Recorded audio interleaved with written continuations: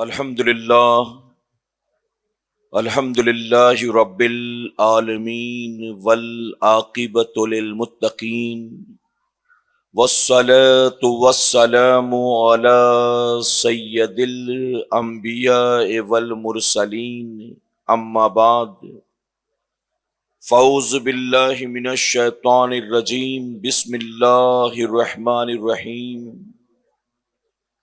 ان الدین عند اللہ الاسلام صدق اللہ مولانا العلی العظیم۔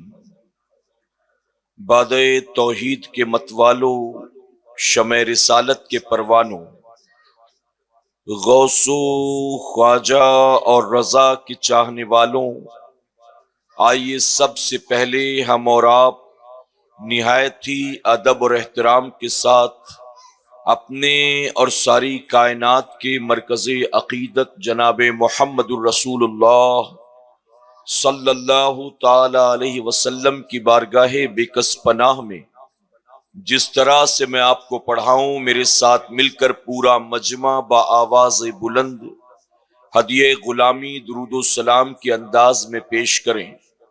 پڑھیں الصلاۃ والسلام علیک یا رسول اللہ، الصلاۃ والسلام علیک یا حبیب اللہ، الصلاۃ والسلام علیک یا نبی اللہ، وَعَلَىٰ آلِكَ وَأَصْحَابِكَ یا نور اللہ صلی اللہ تعالی علیہ وسلم۔ رب کعبہ کی بارگاہ میں دعا ہے، مولا اپنے حبیب صاحب لولاک صلی اللہ تعالی علیہ وسلم کے صدق و طوفیل ہم تمام حاضرین اور سامعین کو تو دم واپسی تک حق کہنے، حق سننے اور اپنے حق والے بندوں کے دامن سے وابستہ رہنے کی توفیق نصیب فرما۔ ساتھ ہی بارگاہ رب العزت میں دعا ہے کہ میرے کریم آج کی اس محفل پاک میں ہم جو کچھ بھی سنیں، سیکھیں، سمجھیں، ہمیں اس پر عمل کرنے کی توفیق عطا فرما، اور آج کی رات قوم مسلم کے وہ نوجوان بچے بچیاں جو گناہوں اور برائیوں میں ملوث ہیں، مولا موت آنے سے پہلے انہیں سچی توبہ کی توفیق نصیب فرما۔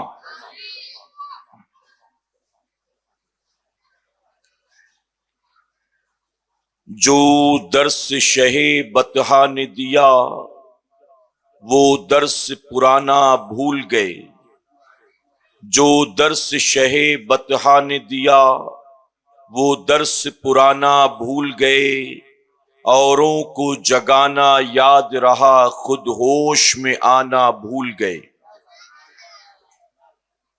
اور چھوڑ کے آپ کا دامن رحمت آقا ہم سے بھول ہوئی، چھوڑ کے آپ کا دامن رحمت آقا ہم سے بھول ہوئی، کھو دی اپنی قدر و قیمت آقا ہم سے بھول ہوئی، دنیا کے ٹھکرائے ہوئے ہیں آپ کے در پہ آئے ہوئے ہیں، دنیا کے ٹھکرائے ہوئے ہیں آپ کے در پہ آئے ہوئے ہیں، کھول دیں اپنا دامن رحمت آقا ہم سے بھول ہوئی۔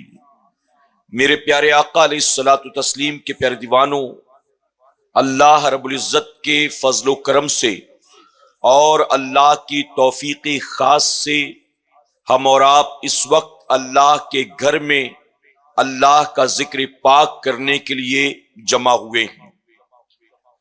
یقیناً وہ لوگ خوش نصیب ہوتے ہیں جنہیں اللہ ایسی محفلوں میں آنے کی توفیق عطا فرماتا ہے، اور وہ لوگ بہت زیادہ خوش نصیب ہوتے ہیں جنہیں میرا کریم ایسی محفلیں سجانے کی توفیق عطا فرماتا ہے۔ اللہ رب العزت کی بارگاہ میں دعا ہے کہ مولا محفل سجانے والوں کا سجانا اور ہم گناہگاروں سیاہ کاروں کا یہاں آنا قبول فرما۔ میرے پیارے آقا علیہ الصلوۃ والتسلیم کے پیارے دیوانوں، آج کی شب یہ جو محفل پاک یہاں سجائی گئی ہے، حضور اکرم صلی اللہ علیہ وسلم نے اس محفل کو جنت کے باغ فرمایا ہے۔ آپ نے فرمایا کہ ذکر الہی کی جو محفلیں ہوتی ہیں وہ گویا جنت کا باغ ہوا کرتی ہیں۔ تو اس وقت ہم اور آپ بھیونڈی میں نہیں بیٹھے ہیں، بلکہ میرے نبی نے فرمایا کہ ذکر الہی کی محفلیں جنت کا باغ ہوتی ہیں، تو ہم اور آپ جنت کے باغ میں بیٹھے ہوئے ہیں۔ میرے پیارے آقا کے پیارے دیوانوں، آج کی رات جہاں ہزاروں لاکھوں نوجوان گناہوں اور برائیوں کے اڈوں پر ہوں گے، عیاشیوں کی، اللہ رسول کی نافرمانیوں کے اڈوں پر ہوں گے، ایسے میں میرے کریم کا کتنا کرم ہے کہ اس نے ہمیں ان میں شامل نہیں کیا، بلکہ اس نے ہمیں اپنے ذکر کی بابرکت محفل میں آنے کی توفیق عطا فرمائی ہے۔ میرے پیارے آقا کے پیارے دیوانوں، یہ وہ بابرکت محفل ہے کہ یہاں صرف بیٹھنے پر ثواب نہیں ملتا، سبحان اللہ کہنے پر ہی ثواب نہیں ملتا، بلکہ اس محفل کی طرف جتنے قدم بڑھاؤ، میرا کریم ہر قدم پر نیکی عطا فرماتا ہے۔ یہاں گزرے زندگی کے ایک ایک لمحات پر میرا مولا نیکی عطا فرماتا ہے۔ کسی شاعر نے یہاں تک کہا، جہاں ذکر رسالت معاب ہوتا ہے، جہاں ذکر رسالت معاب ہوتا ہے، وہاں پہ سانس بھی لینا ثواب ہوتا ہے۔ تو گویا اس محفل میں سانس لینے پر بھی میرا رب ثواب عطا فرماتا ہے، اور یہ موقع زندگی میں بار بار آیا نہیں کرتے۔ اب بتائیے، کل بھی یہاں پر کوئی محفل تھی؟ کیا کل پھر یہاں کوئی محفل ہوگی؟ آج یہ محفل سجی ہے اور اللہ نے ہمیں آج آنے کی توفیق عطا فرمایا۔ کل یہ محفل یہاں نہیں ہوگی، تو جب بھی ایسی محفلوں میں شرکت کا موقع ملے، بھاگا نہ کریں، بلکہ ایسی محفلوں میں جانے کی کوشش کیا کریں کہ انشاءاللہ۔ میرے پیارے آقا کے پیارے دیوانوں، یہاں تو کوئی ٹھنڈ ہے ہی نہیں۔ میں 2 دن پہلے یو پی میں تھا، اور وہاں کی ٹھنڈ آپ اچھی طرح سے جانتے ہیں کہ آپ میں سے اکثریت کا تعلق جو ہے یو پی سے ہے، لیکن پھر بھی میں نے وہاں دیکھا کہ بوڑھے، بچے، عورتیں، جوان سب بیٹھے تھے، اور رات کو تقریباً 12 بجے کے آس پاس میرا نمبر آیا۔ میرا بیان شروع ہوا جب تقریباً 12 بج چکے تھے۔ آپ سوچیں اس وقت سردی کتنے شباب پر رہی ہوگی، لیکن پھر بھی لوگ بیٹھے تھے جم کر۔ میں نے ان لوگوں سے پوچھا، کیا ٹھنڈ نہیں لگ رہی ہے؟ تو جانتے ہو کیا جواب ملا؟ کہنے والوں نے کہا کہ حضرت ٹھنڈ تو 3 مہینے رہنے والی ہے، آپ تو آج ہی آنے والے تھے۔ یہ ٹھنڈ تو 3 مہینے رہے گی، آپ تو روزانہ نہیں آتے، آج آپ آئے ہیں تو ٹھنڈ کی وجہ سے آپ کا بیان چھوڑ دیں، ہم نے یہ پسند نہیں کیا۔ تو ٹھنڈ برداشت کرنا گوارا ہے، لیکن اللہ کے ذکر کی محفل سے غفلت برتنا یہ گوارا نہیں ہے۔ اور پھر میں نے ان سے کہا تھا کہ اگر تم نے آج یہاں ٹھنڈ برداشت کی ہے تو یہ اپنے نفس کے لیے نہیں، اپنی ذات کے لیے نہیں، کسی رشتہ داری کی وجہ سے نہیں، کسی کاروبار کی وجہ سے نہیں، آج تمہارا یہ ٹھنڈ برداشت کرنا بھی صرف اور صرف اللہ اور اس کے رسول کے لیے۔ اور میرے پیارے آقا کے پیارے دیوانوں، اگر میرے کریم نے سردیوں کی رات میں کھلے آسمان کے نیچے آپ کا بیٹھنا قبول کر لیا، تو میں ذمہ داری کے ساتھ کہتا ہوں کہ یہی سردی آپ کو قبر اور محشر کی گرمی سے بچا لے گی۔ یہی سردی اس گرمی کی نجات کا سبب بن جائے گی۔ تو یہ موقع زندگی میں بار بار آیا نہیں کرتے، جب بھی ایسے موقع ملے بھاگا مت کرو، آنے کی کوشش کیا کرو، کہیں انشاءاللہ۔ جو لوگ اوپر بیٹھے ہیں کوئی مسئلہ نہیں، جو وضو خانے پر بیٹھ رہے کوئی مسئلہ نہیں، کہیں بھی بیٹھو، لیکن آؤ بیٹھو، سنو، سیکھو۔ میرے پیارے آقا کے پیارے دیوانوں، یہی سیکھنا، سننا، سمجھنا اور اس پر عمل کرنا ہی دونوں جہاں میں کام آنے والا ہے۔ علاوہ اس کے آپ بتائیے 31 دسمبر کی آج رات ہے، بس کچھ دیر کے بعد 2021 رخصت ہوگا اور 2022 میں ہم اور آپ داخل ہو جائیں گے۔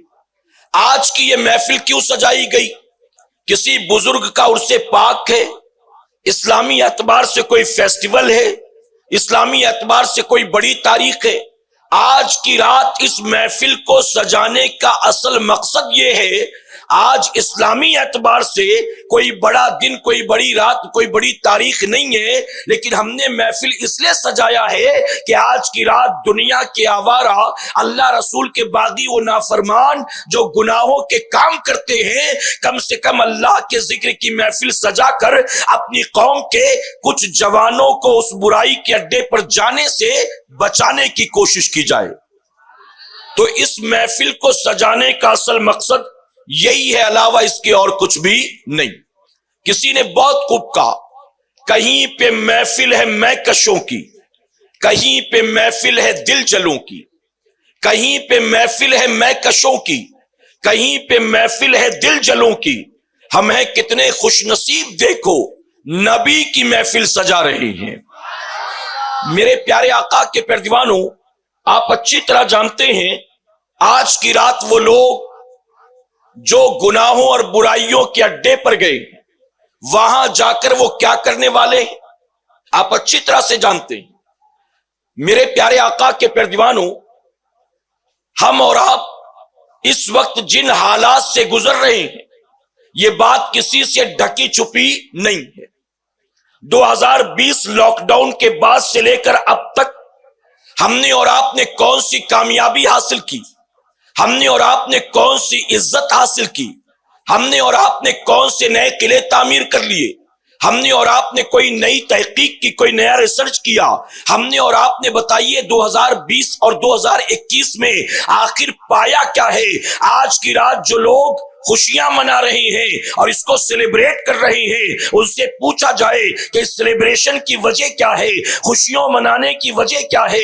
آخر تم جو آج کی رات ناچ رہے ہو، گا رہے ہو، تم جو شراب کے پیالے چٹکا رہے ہو، جو تم ڈی جے بجا رہے ہو، جو تم ٹھمکے لگا رہے ہو، آخر کس چیز کو تم سیلیبریٹ کرتے ہو؟ میرے پیارے آقا کے پیروانوں، کووڈ 19 کے ماحول میں کورونا وائرس جب سے آیا، آپ نے دیکھا ہم نے صرف تباہی دیکھی ہے، ہم نے صرف بربادی دیکھی ہے، ہم نے صرف بے روزگاری دیکھی ہے، ہم نے لوگوں کی خودکشی کرتی تصویریں دیکھی ہے، ہم نے تڑپتے ہوئے لاشیں دیکھے ہیں، ہم نے لوگوں کو پریشان حال دیکھا ہے، ہم نے لوگوں کو بے روزگار دیکھا ہے، ہم نے بستر پر کسی کو کراہتا دیکھا ہے، ہم نے بستر پر کسی کو مرتا دیکھا ہے۔ ہم نے ان 2 سالوں کے اندر سوائے تباہی بربادی کے بتائیے اور کیا دیکھا ہے جس کو ہم آج کی رات سیلیبریٹ کریں؟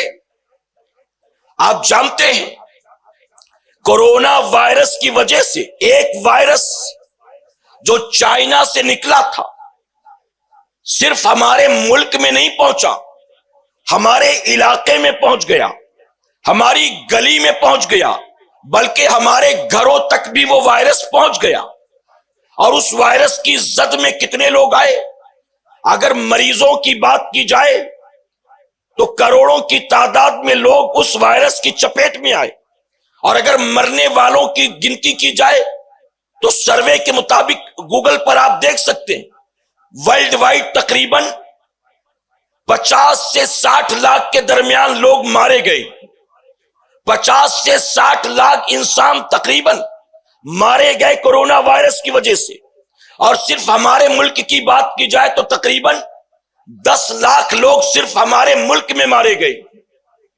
میرے پیارے آقا کے پیروانوں، لاک ڈاؤن لگنے کے 6 مہینے کے بعد سروے رپورٹ آئی، اس رپورٹ کے مطابق کہا گیا کہ لاک ڈاؤن کی وجہ سے ہمارے ملک میں تقریباً 14 کروڑ لوگ بے روزگار ہو گئے۔ 14 کروڑ لوگ۔ آپ نے خودکشی کرتے ہوئے لوگوں کی تصویر دیکھی ہوگی، آپ نے پیدل اپنے شہروں سے نکل کر اپنے گاؤں دیہات کی طرف جانے والے غریب مزدوروں کی تصویر دیکھی ہوگی۔ اے سرکار مدینہ کے پیروانوں، وہ زندگی کی آس میں اپنے شہر کو چھوڑ کر گاؤں دیہات کی طرف چلے تھے۔ ان کے پاس کرایہ بھاڑا نہیں تھا، سواری کا کوئی اہتمام نہیں تھا، ہزاروں کلومیٹر کا سفر وہ ننگے پیر پیدل طے کر رہے تھے۔ کسی کے سر پر گھر کا بستر اور برتن تھا، کسی کے کاندھے پر اس کا بچہ تھا۔ اس طرح کی آپ نے تصویریں دیکھی ہے۔ میں آپ سے پوچھنا چاہتا ہوں، ہم نے اس سے پہلے کبھی ایسے تباہی بربادی کے مناظر دیکھے تھے؟ ہم نے کیا کبھی تصور بھی کیا تھا ایک دن زندگی میں ایسا بھی آئے گا؟ آپ کے بھیونڈی میں جو سب سے بوڑھا آدمی ہوگا، اس بزرگ سے جا کر پوچھنا، وہ بھی آپ سے کہے گا میں نے 1947 میں ملک کو آزاد ہوتا دیکھا ہے، میں نے گاندھی جی کو بھی دیکھا ہے، میں نے انڈیا پاکستان کا وار بھی دیکھا ہے، میں نے انڈیا چائنا کی جنگ بھی دیکھی ہے، میں نے اس ملک میں دنگے بھی دیکھے ہیں، میں نے اس ملک میں کرفیو بھی دیکھا ہے، میں نے اس ملک میں بم بلاسٹ بھی دیکھا ہے، میں نے اس ملک میں سب کچھ دیکھا ہے، لیکن 2 سالوں میں جو کچھ ہوا ہے نہ میں نے کبھی دیکھا تھا اور نہ کبھی اس کے بارے میں نے تصور کیا تھا۔ غلط تو نہیں کہہ رہا ہوں میں؟ ایک اندیکھا، انچھوا، انجانا دشمن جسے کورونا وائرس کہتے ہیں، نہ جانے کتنی بچیوں کو بیوہ بنا گیا، نہ جانے کتنے بچوں کو یتیم کر گیا، نہ جانے کتنے ماں باپ کی گود اجاڑ گیا، نہ جانے کتنے گھروں کو سونا کر گیا، نہ جانے کن کن آبادیوں میں تباہی بربادی پھیلا گیا۔ ایک کورونا وائرس، اور آپ رزلٹ دیکھیں کیا ہے۔ میرے پیارے آقا علیہ الصلوۃ والتسلیم کے پیروانوں، یہ سب کچھ دیکھنے کے بعد میں آپ سے پوچھتا ہوں، کبھی آپ نے یہ سوچا تھا ایک دن ایسا آئے گا خانہ کعبہ کے طواف پر پابندی ہوگی، صفا مروہ کے صحیح پر پابندی ہوگی، حجر اسود کو بوسہ نہیں لینے دیا جائے گا؟ کبھی آپ نے سوچا تھا مسجد حرام کے دروازے پر تالے لگے ہوں گے، مسجد نبوی شریف کے دروازے پر تالے لگے ہوں گے، کسی کو آنے جانے کی اجازت نہیں ہوگی، ہمارے محلے کی مسجد پر بھی پہرا ہوگا، ہم نکل کر 5 وقت کی نماز نہیں پڑھ سکتے، اپنے گھر کے بغل کی مسجد میں جا کر جمعہ نہیں پڑھ سکتے، ہمیں تراویح پڑھنے سے روک دیا جائے گا؟ کیا آپ نے پہلے کبھی تصور کیا تھا؟ میرے پیارے آقا کے پیروانوں، آپ ذرا سوچیں وہ کیسا وقت تھا۔ آج ہمارے واٹس ایپ پر کبھی ہفتے میں 1 بار، کبھی 2 بار کہیں سے کسی کے انتقال کی خبر آتی ہے، لیکن کورونا وائرس کے دور میں ہر دن واٹس ایپ پر آپ دیکھتے ہوں گے 4 5 لوگوں کے موت کی خبر آتی تھی، فلاں کے بیٹے کا انتقال ہو گیا، فلاں کی بیوی کا انتقال ہو گیا، فلاں کے ابا کا انتقال ہو گیا۔ یہ سب کچھ ہم نے اپنی آنکھوں سے دیکھا ہے۔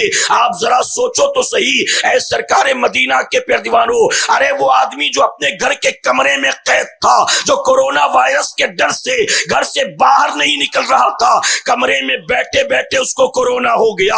آپ ذرا سوچیں کہ اس تک کورونا کیسے پہنچ گیا، آخر یہ موتیں جو ہوئی ہیں، آخر یہ موتیں کیسے ہوئی ہیں، یہ سب کچھ ہم نے اپنی آنکھوں سے دیکھا۔ اللہ کا شکر ادا کرو، ہم کل بھی زندہ تھے، کورونا کال سے پہلے بھی، اور آج بھی زندہ ہیں کورونا کال کے بعد بھی۔ ابھی کورونا سے پیچھا چھوٹا نہیں، ایک نیا وائرس بھی آ گیا۔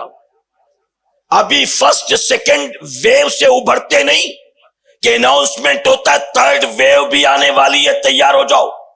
ہر وقت سر پر لاک ڈاؤن کی تلوار لٹک رہی ہے، کبھی کہتے 144 لگا دیا گیا، کبھی کہتے اب کل سے کرفیو لگا دیا جائے گا، نہ جانے کب پھر سے لاک ڈاؤن لگا دیا جائے، دکانیں بند کر دی جائیں، شادی بیاہ پر پابندی لگا دی جائے، مسجدوں میں تالے لگا دیے جائیں، نہ جانے کب اس چیز کا فیصلہ ہو، ہم کچھ نہیں جانتے۔ اے سرکار مدینہ کے پیروانوں، میں صرف آپ کو اتنا سمجھانا چاہتا ہوں، یہ سب ہم نے اپنی آنکھوں سے دیکھا ہے۔ ہمارے اپنے کتنے تھے جن کو ہم نے کھویا ہے، شاید ہی کوئی ایک ایسا ہوگا جس نے اپنا کوئی رشتہ دار نہ کھویا ہو، اپنی جان پہچان والا نہ کھویا ہو، اپنا پڑوسی نہ کھویا ہو، شاید ہی کوئی ایک ایسا ہوگا۔ یہ سب کچھ ہم نے اپنی آنکھوں سے دیکھا ہے۔ اللہ کا شکر ادا کرو، ہم کل بھی زندہ تھے، آج بھی زندہ ہیں، اور آپ کو ماننا پڑے گا اس زندگی کے پیچھے کس کا ہاتھ ہے۔ اگر ہم کل بھی زندہ تھے اور آج بھی زندہ ہیں، کیا ماسک کی وجہ سے زندہ ہیں؟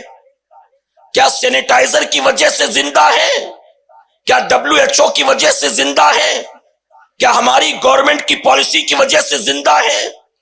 کیا ہم تالی اور تھالی بجانے کی وجہ سے زندہ ہیں؟ کیا بتاؤ گھنٹے بجانے کی وجہ سے زندہ ہیں؟ کیا مسجدوں پر تالا لگانے کی وجہ سے زندہ ہے؟ کیا سوشل ڈسٹینسنگ کی وجہ سے زندہ ہے؟ کیا بار بار ہاتھ دھونے کی وجہ سے زندہ ہے؟ کیا ویکسینیشن کرانے کی وجہ سے زندہ ہے؟ اگر ہم کل بھی زندہ تھے، آج بھی زندہ ہیں، تو دنیا کی کسی طاقت کا اس میں ہاتھ نہیں ہے۔ اگر ہاتھ ہے تو صرف میرے پروردگار کا ہاتھ۔ ہمیں زندگی اور موت دینے والا ہمارے رب کے سوا دوسرا کوئی نہیں ہے۔ اسی نے ہم کو زندگی عطا کی۔ لیکن میں آپ سے پوچھتا ہوں، اللہ نے زندگی عطا کی، ہمارے اندر کوئی تبدیلی آئی؟ ہم نے اپنے رب سے صلح کی؟ ہم نے رب کی بارگاہ میں رجوع کیا؟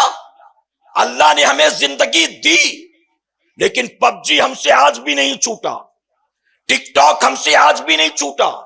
گورنمنٹ نے ٹک ٹاک پر پابندی لگا دی، ہم نے دوسرے ناچنے گانے والے ایپ ڈھونڈ لیے۔ اللہ کا کتنا بڑا کرم اور احسان، اس کے باوجود ہم اور آپ نہ نماز کے پابند ہوئے، نہ داڑھی منڈانے سے توبہ کی، نہ ناچ گانے سے توبہ کی، نہ ماں باپ کی نافرمانی سے توبہ کی، نہ اپنے آپ کو نیک بنانے کی کوشش کی۔ یہ سب کچھ اپنی آنکھوں سے دیکھنے کے بعد بھی ہماری زندگی میں کوئی تبدیلی نہیں آئی۔ جیسے آوارہ پہلے تھے، جیسے بدتمیز پہلے تھے، جیسے بد اخلاق پہلے تھے، جیسے بد عمل پہلے تھے، یہ سب کچھ دیکھنے کے بعد بھی وہی کے وہی ہیں۔ کیا کوئی چینجز ہمارے اندر آئے؟ آخر چینجز آئیں گے تو کب آئیں گے؟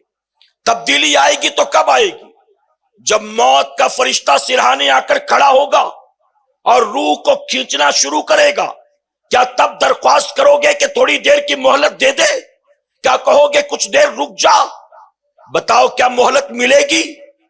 میرے پیارے آقا علیہ الصلوۃ والتسلیم کے پیارے دیوانوں، آج ہم اور آپ غفلت کا شکار ہیں۔ اس ہندوستان کی سرزمین کا آج کے دور میں ماحول دیکھیں، آج بڑا آسان فارمولا لوگوں کے ہاتھ لگ گیا، جسے لائم لائٹ میں آنا ہو، جسے نیشنل ٹی وی پر جانا ہو، وہ فوراً کیا کرتا ہے؟ اسلام یا پیغمبر اسلام کو گالیاں دینی شروع کر دیتا ہے، اور نبی کا بے ادب و گستاخ فوراً ہاتھوں ہاتھ لے لیا جاتا ہے، راتوں رات ہیرو بن جاتا ہے، لوگ سر آنکھوں پر بٹھانے لگتے ہیں، اس کے اسٹیٹمنٹ نیوز میں دکھائے جاتے ہیں۔ میرے پیارے آقا کے پیارے دیوانوں، ایسے وقت میں جب چاروں طرف سے اسلام اور پیغمبر اسلام پر حملہ ہو رہا ہو، جب میرے نبی کو گالیاں دی جاتی ہو، جب کوئی سادھو نما ڈاکو میرے آقا کی ذات پر اعتراض کرتا ہو، جب کوئی لکھنؤ میں بیٹھا کتا کبھی قرآن پر اعتراض کرتا ہے، کبھی صاحب قرآن کی ذات پر اعتراض کرتا ہے، کبھی صدیق اکبر اور سیدنا عمر فاروق اعظم پر بھونکتا ہے، کبھی عائشہ صدیقہ کی گستاخی کرتا ہے، یہ سب کچھ دیکھنے کے بعد بھی آپ بتائیے ہمارے اندر کوئی تبدیلی آئی؟ میں علماء کی موجودگی میں کہوں گا، سنو سنیوں، اگر غیر میرے نبی کی ذات پر انگلی اٹھائے، زبان دراز کرے، تو ہمیں تکلیف ہوتی ہے۔ بتائیے ہوتی ہے کہ نہیں ہوتی؟ اگر کوئی میرے آقا کی گستاخی اور بے ادبی کرے، ہمیں اور آپ کو تکلیف ہوتی ہے۔ اگر کوئی شریعت کے خلاف بات کرے، شریعت کے خلاف کوئی نیا قانون لانے کی بات کرے، ہمیں اور آپ کو تکلیف ہوتی ہے۔ نبی کے صحابہ کی ذات پر انگلی اٹھائے، ہمیں تکلیف ہوتی ہے۔ نبی کی بیویوں پر انگلی اٹھائے، ہمیں تکلیف ہوتی ہے۔ اہل بیت اطہار پر اعتراضات کرے، ہمیں تکلیف ہوتی ہے۔ میں آپ سے پوچھتا ہوں، جب غیر یہ سب کچھ کرتا ہے ہمیں تکلیف ہوتی ہے، لیکن ہم نے کبھی غور کیا ہے ہماری اپنی الٹی سیدھی حرکتوں کے ذریعے ہمارے نبی کو کتنی تکلیف ہوتی ہے؟ تم داڑھی منڈاتے ہو، کیا نبی کو تکلیف نہیں ہوتی؟ تم فلمیں دیکھتے ہو، کیا نبی کو تکلیف نہیں ہوتی؟ تم نے موبائل میں جو گندے گندے ایپ ڈاؤن لوڈ کر رکھے رکھے ہیں جس پر تم ناچ گانے دیکھتے ہو، جس پر تم فلمیں دیکھتے ہو، جس پر تم چٹکلے دیکھتے ہو، کیا نبی کو ان چیزوں سے تکلیف نہیں ہوتی ہے؟ اے سرکار مدینہ کے پیروانو، اپنے بوڑھے ماں باپ کو جھڑکی دیتے ہو، کیا نبی کو تکلیف نہیں ہوتی؟ تم شادیوں میں ڈی جے بجاتے ہو، کیا نبی کو تکلیف نہیں ہوتی؟ تمہاری بارات میں بینڈ باجا بجتا ہے، کیا نبی کو تکلیف نہیں ہوتی؟ قوم مسلم کا نوجوان ٹھمکے لگاتا ہے اور تھرکتا بارات کے آگے آگے چلتا ہے، کیا نبی کو تکلیف نہیں ہوتی؟ اپنی بیوی کو بن حجاب و دوپٹے کے بائک پر بٹھا کر پورا محلہ گھماتے ہو، کیا نبی کو تکلیف نہیں ہوتی؟ تم دوسروں کی بہو بیٹیوں پر گندی نظریں ڈالتے ہو، ان کے بارے میں اپنی زبان سے بکواس نکالتے ہو، کیا نبی کو تکلیف نہیں ہوتی؟ ارے غیر اعتراض کرے تو تمہیں تکلیف ہوتی ہے، اور تم اپنے نبی کو کتنی تکلیف پہنچاتے ہو، تم نے کبھی اس کے بارے میں سوچا؟ میرے پیارے آقا علیہ الصلوۃ والتسلیم کے پیارے دیوانوں، سیدنا عمر فاروق اعظم رضی اللہ تعالی عنہ، آپ نے ایک شخص کو نوکری پر رکھا تھا، اور اس آدمی کی ڈیوٹی کیا تھی؟ وہ شخص صبح شام آ کر آپ کو صرف موت کی یاد دلاتا تھا۔ اے عمر، بہت جلد وہ وقت آنے والا ہے، تیرا رعب و دبدبا ختم ہو جائے گا، لوگوں کے دلوں سے تیرا ڈر نکل جائے گا، تیرے جوڑوں کی طاقت ختم ہو جائے گی، تو خود چلنے پھرنے کے لائق نہیں رہے گا، چار لوگ تجھے کاندھے پہ اٹھائیں گے، اپنے ہاتھوں سے نہلائیں گے، کفن پہنائیں گے۔ اے عمر، تو موت کے بعد محتاج ہو جائے گا اوروں کا۔ وہ شخص آ کر موت کی یاد دلاتا تھا، اور سیدنا عمر فاروق اعظم یہ سن کر زاروں قطار روتے۔ وہ صبح شام آتا، اس کی ڈیوٹی یہی تھی۔ جب مہینہ پورا ہوتا تو آپ تنخواہ دیتے تھے اس کام کا۔ ایک بار جب وہ آیا تو آپ نے فرمایا کہ آج جاتے جاتے اپنا حساب کر کے جانا، کل سے تمہیں آنے کی کوئی ضرورت نہیں۔ اس شخص نے کہا کیا بات ہے؟ کیا میں نے کوئی بے ادبی کر دی؟ کیا میں نے زیادہ بول دیا؟ کیا مجھ سے بہتر کوئی موت کی یاد دلانے والا مل گیا؟ آپ مجھے کام پر سے کیوں نکالتے ہیں؟ تو سیدنا عمر فاروق اعظم نے فرمایا نہیں سنو، تم نے کوئی بے ادبی گستاخی نہیں کی، میں نے تمہاری جگہ کسی اور کو نوکری پر نہیں رکھا۔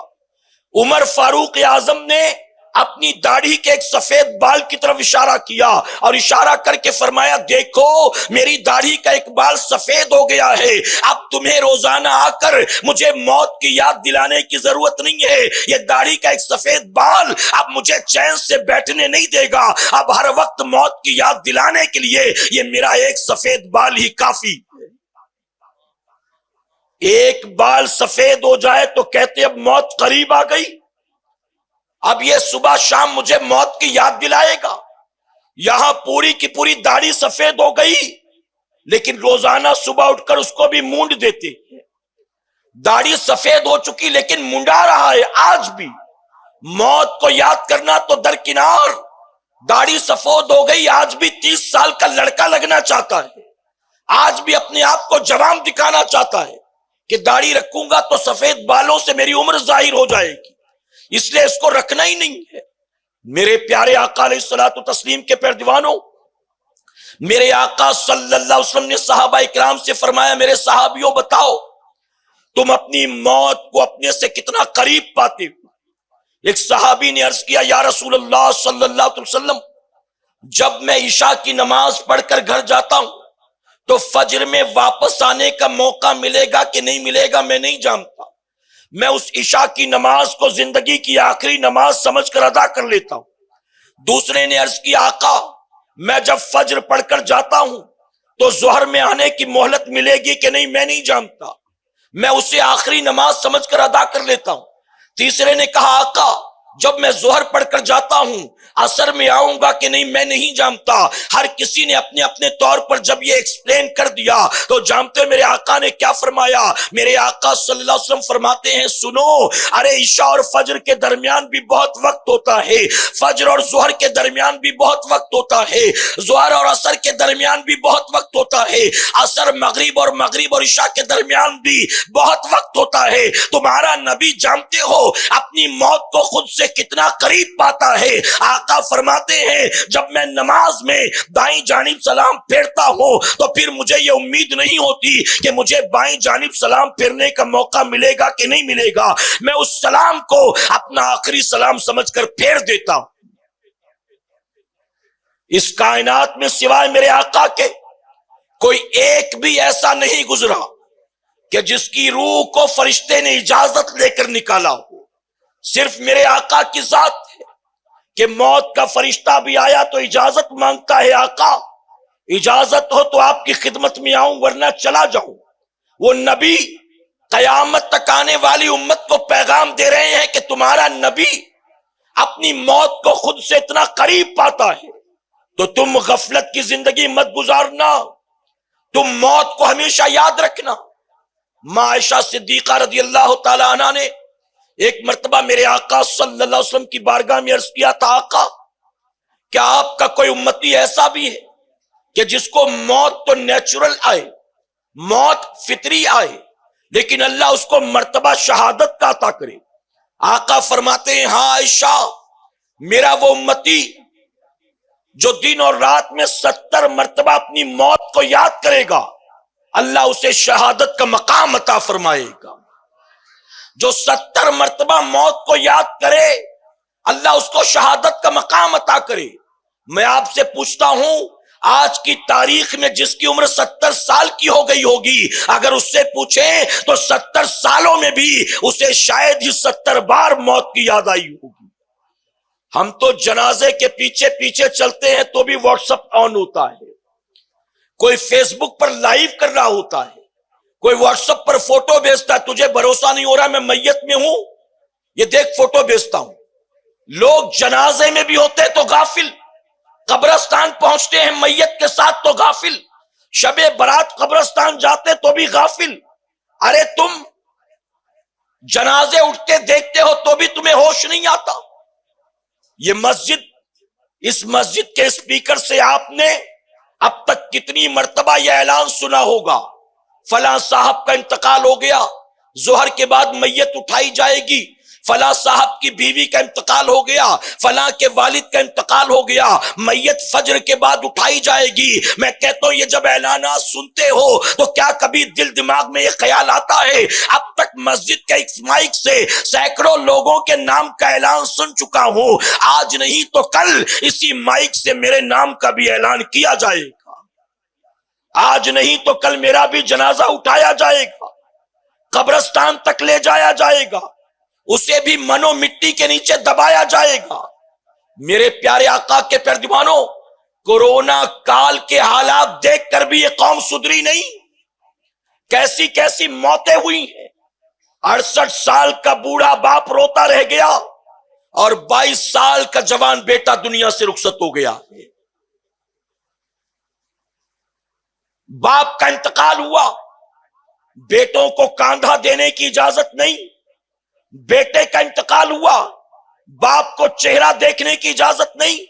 ارے شروع میں تو بن غسل کے، بن کاندھا دیے، بن نماز جنازہ کے کتنی لاشیں ہیں جن کو دفنایا گیا ہے، گھر والے روتے تڑپتے رہ گئے، اپنے جانے والے کا چہرہ بھی نہیں دیکھ سکے۔ ان حالات سے نکل کر ہم یہاں تک پہنچے ہیں۔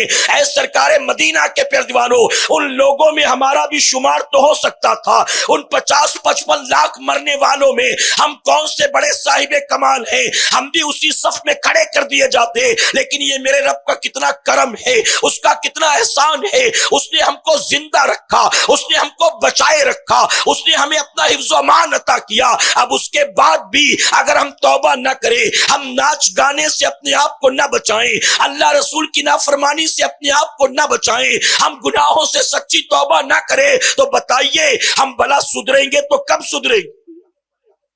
میرے پیارے آقا علیہ الصلوۃ والتسلیم کے پیارے دیوانوں، وہ لوگ جو ان راتوں میں اللہ رسول کی نافرمانی کرتے، آپ سوچیں کہ ان کا مرنے کے بعد انجام کیا ہوگا۔ آج کی رات جو لوگ جاتے ہیں 31st نائٹ سیلیبریٹ کرنے، شروع سے آخر تک بتاؤ کوئی ایک کام ہے جو اچھا کیا جاتا ہے؟ ایک کام، شراب پی جاتی ہے، اور کتنی پوری دنیا میں اربوں خربوں روپے کی شراب پی جاتی ہے، پوری دنیا میں کروڑوں روپے کے پٹاخے پھوڑے جاتے ہیں، جوئے کے اڈوں پر کروڑوں روپے لگائے جاتے ہیں، زنا کے بازاروں پر کروڑوں روپے لگائے جاتے ہیں۔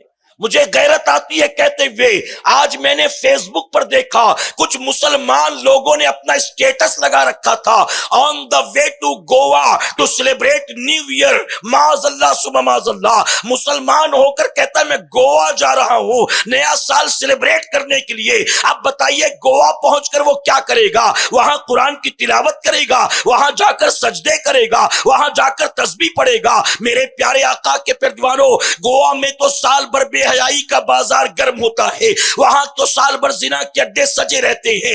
ہم نے تو کئی لوگوں سے ایسا بھی سن رکھا ہے کہ وہ آدمی بے وقوف ہے جو گوا جانے کے بعد پانی پیتا ہے۔ ارے پانی پینا تھا تو اپنے شہر میں رہنا، اگر گوا جایا جائے تو صرف شراب پی جائے۔ آپ ذرا سوچیں کہ یہ گوا کا ماحول ہے، اور ایک مسلمان کہتا ہے میں گوا جا رہا ہوں نیو ایئر سیلیبریٹ کرنے کے لیے۔ ذرا سوچو میرے پیارے آقا کے پیروانوں، اگر شراب کے نشے میں موت آ جائے، اگر جوئے کے اڈے میں موت آ جائے، اگر زنا کی حالت میں موت آ جائے، اگر ناچتے تھرکتے گاتے موت آ جائے، تو پھر اس مسلمان کا انجام کیا ہوگا؟ آپ نے انٹرنیٹ پر دیکھا ہوگا، ایک آدمی اسپورٹس کے گراؤنڈ میں ہے اور کرکٹ کھیلتے کھیلتے اس کو اٹیک آ جاتا ہے۔ آپ نے ویڈیوز دیکھے ہوں گے کئی اس طرح کے جو سوشل میڈیا پر وائرل ہوتے ہیں، آدمی جم کے اندر ویٹ لفٹنگ کر رہا ہے اور ویٹ لفٹنگ کرتے کرتے اس کو موت آ جاتی ہے۔ اگر وہ ویٹ اٹھا رہا تھا تو کس لیے اٹھا رہا تھا؟ مرنے کے لیے نہیں، جینے کے لیے، صحت کے لیے، تندرستی کے لیے، طاقت کے لیے، لیکن اللہ نے اسی وقت اسی گھڑی اس کی موت کو لکھ رکھا تھا۔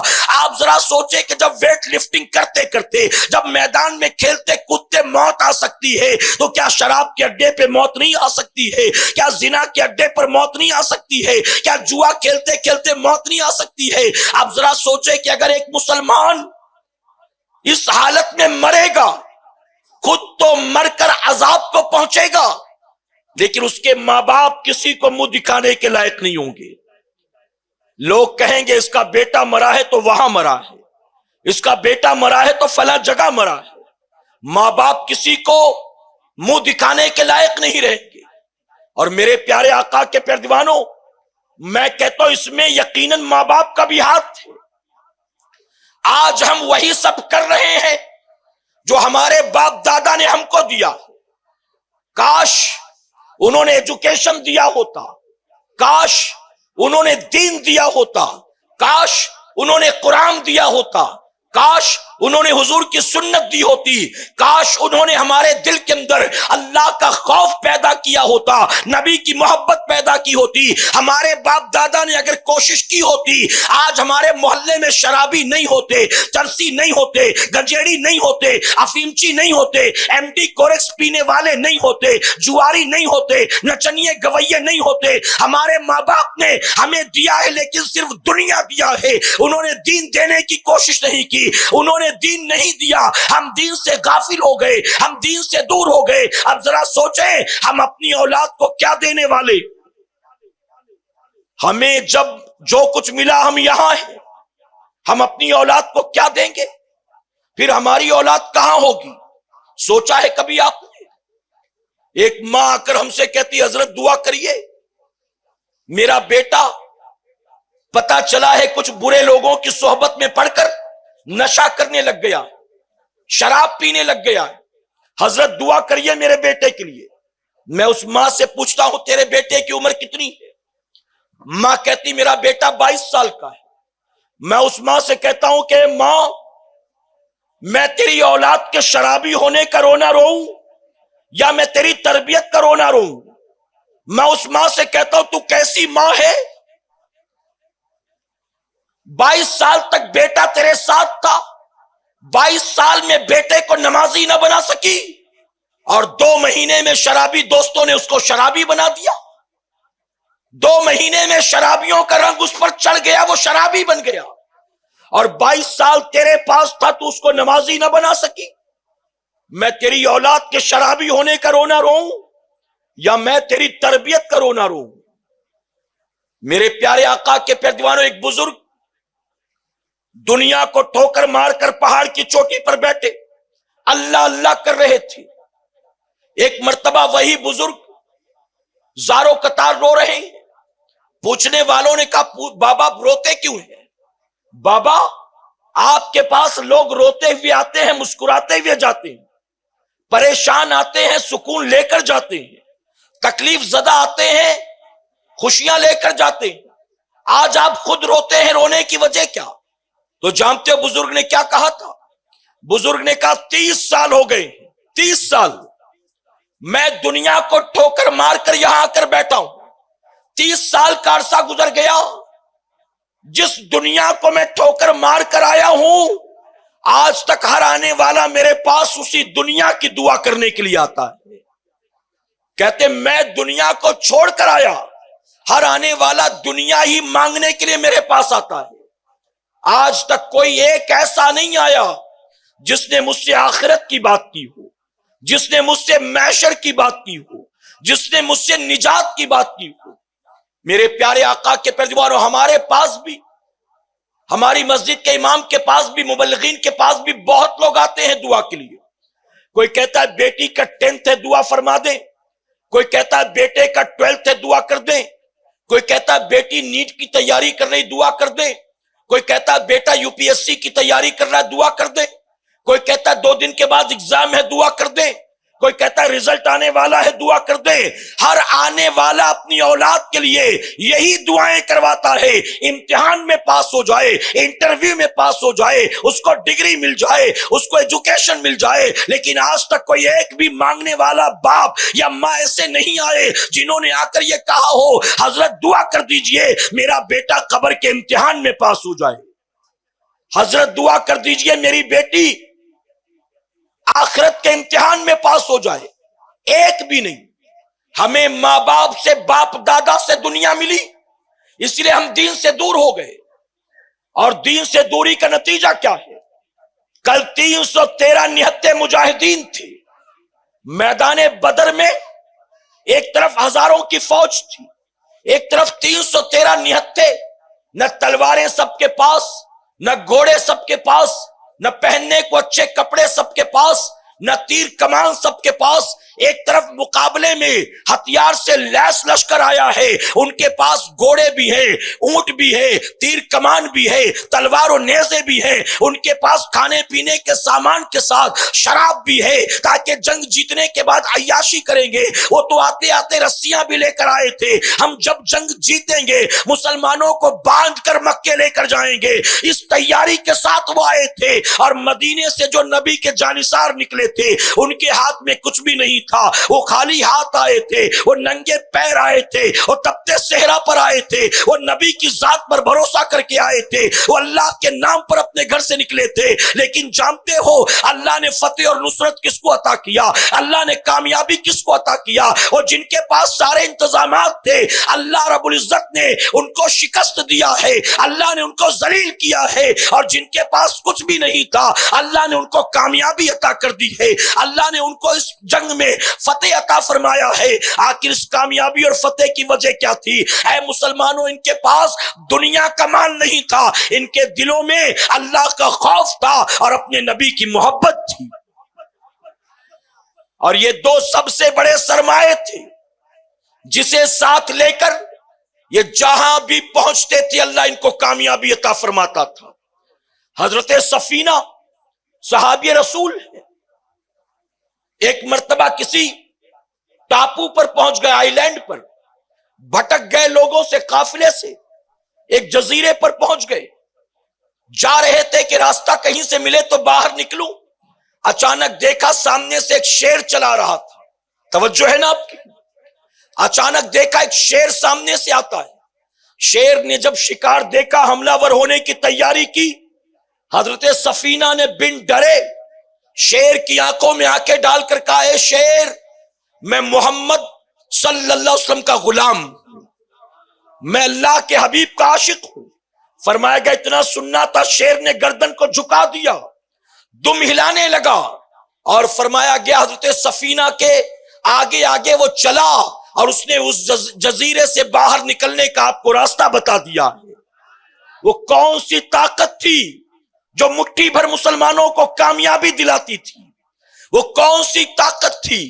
جب ہم کچھ بھی نہیں تھے اللہ نے ہم کو عزت عطا کیا تھا۔ میں کہتا ہوں صحابہ کی تاریخ تم نے دیکھا ہوگا، اے سرکار مدینہ کے پیروانوں، جب نبی نے ہجرت کا حکم دیا تھا تو صحابہ اکرام نے اپنے بیوی بچوں ہی کو نہیں چھوڑا تھا، عمر بھر کی کمائی بھی چھوڑ دی تھی، اپنے کافر ماں باپ کو بھی چھوڑا تھا، اپنا گھر بار بھی چھوڑا تھا، اپنے دوست یار بھی چھوڑے تھے، اپنا کھیت کھلیان بھی چھوڑا تھا، نبی کے حکم پر سب کچھ ٹھوکر مار کر وہ مکے سے مدینے گئے تھے، اور جب مدینے وہ پہنچتے ہیں نبی کے نام پر سب کچھ چھوڑ کر اللہ نے 10 سال کے اندر اسی مسلمانوں مٹھی بھر مسلمانوں کو فاتح مکہ بنا دیا۔ مکے میں گھر چھوڑ کر آئے تھے، اللہ نے اسی مکے کا فاتح بنایا ہے انہیں۔ آج ہمارا کیا حال ہے؟ نبی کے نام پر دعویٰ ہے جان قربان کرنے کا، لیکن نبی کی ایک سنت پر عمل کرنے کا جذبہ نہیں ہے۔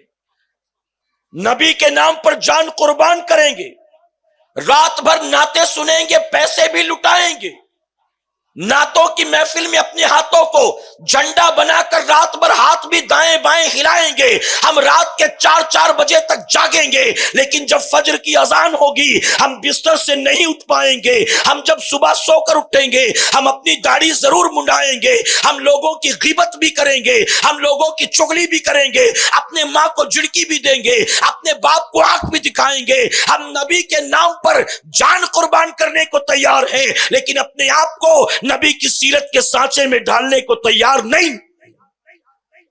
صحابہ اکرام کی محبت کیا ہمارے اور آپ کے محبت کی طرح تھی؟ میرے پیارے آقا کے پیروانوں، آج ہمارا حال کیا ہے؟ اگر کسی کے گھر میں کسی کا انتقال ہو جائے، دادا کا، نانا کا، والد کا انتقال ہو گیا، تو اپنے اس مرنے والے کو جنت تک پہنچانے کے لیے کتنے جتن کرتے ہیں۔ ابھی دفن کیا، قرآن خوانی کا اعلان کر دیا جاتا ہے۔ عورتوں کے لیے اس وقت، مردوں کے لیے اس وقت قرآن خوانی کیوں کر رہے ہو؟ قرآن خوانی تاکہ ہمارا مرنے والا جنت میں چلا جائے۔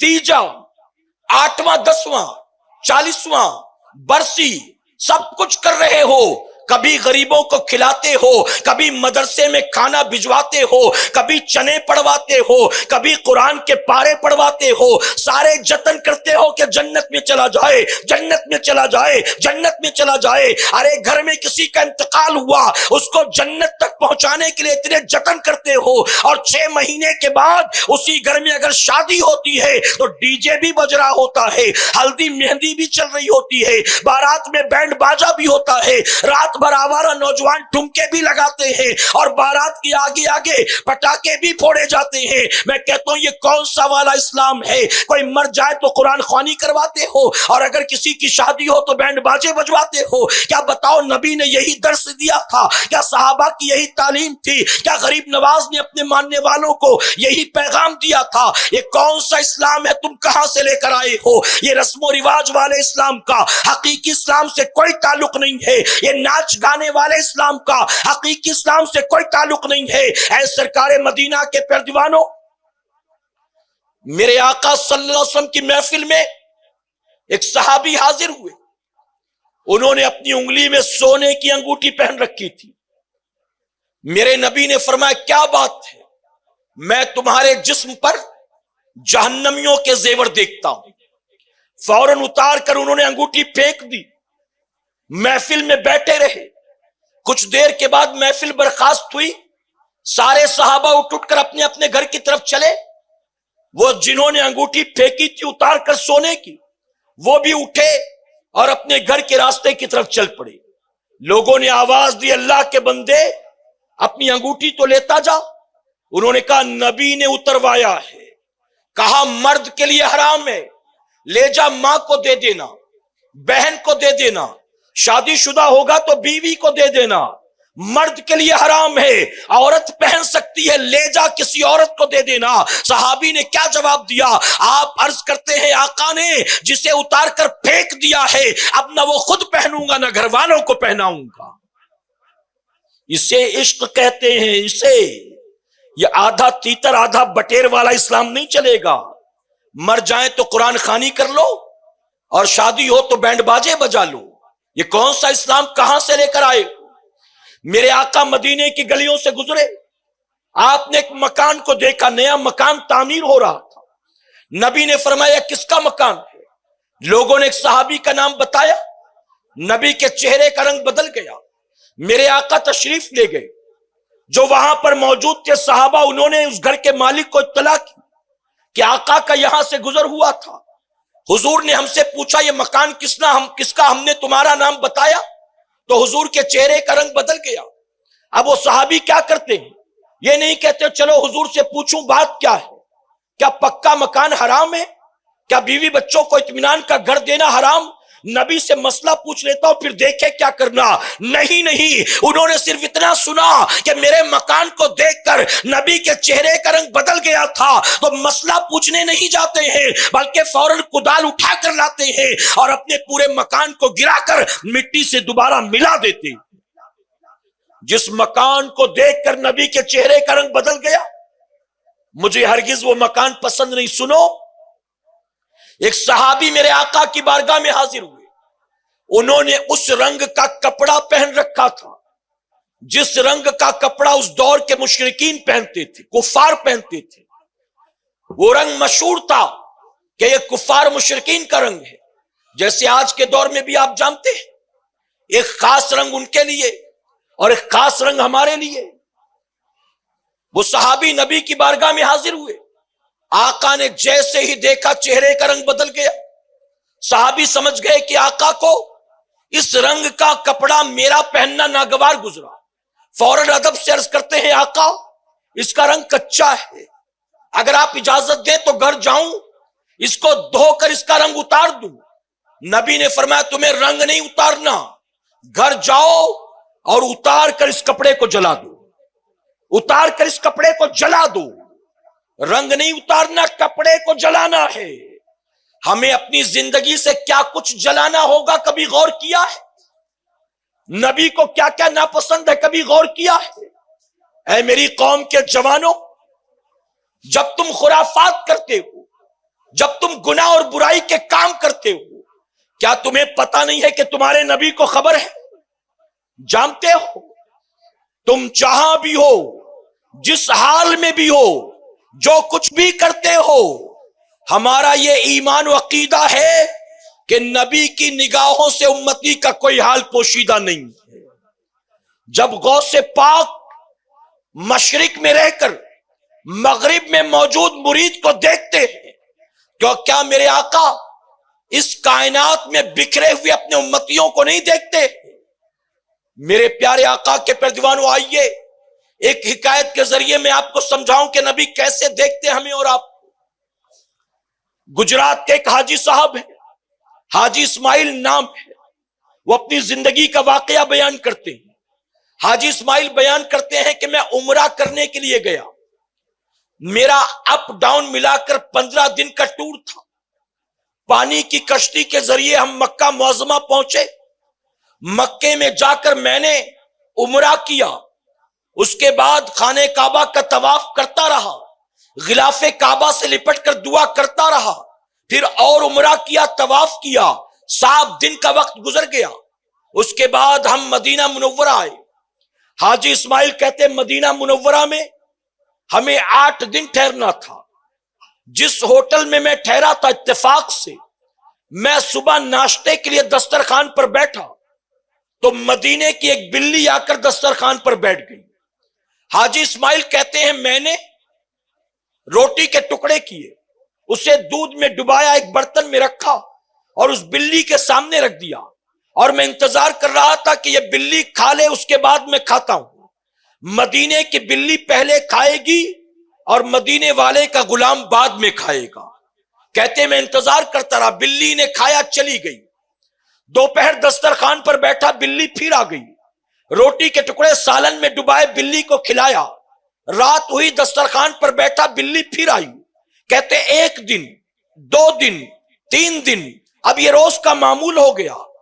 حاجی اسماعیل بیان کرتے جب بھی دسترخوان پر بیٹھتا بلی آ جاتی اور میں بلی کو پہلے کھلاتا بعد میں خود کھاتا. اب 3 دن بچے. لوگوں نے واپسی کی تیاری شروع کر دی. کوئی کھجوریں خرید رہا تھا، کوئی زمزم جمع کر رہا تھا، کسی نے رشتہ داروں کے لیے برقعے خریدے. تیاری چل رہی تھی واپسی کی.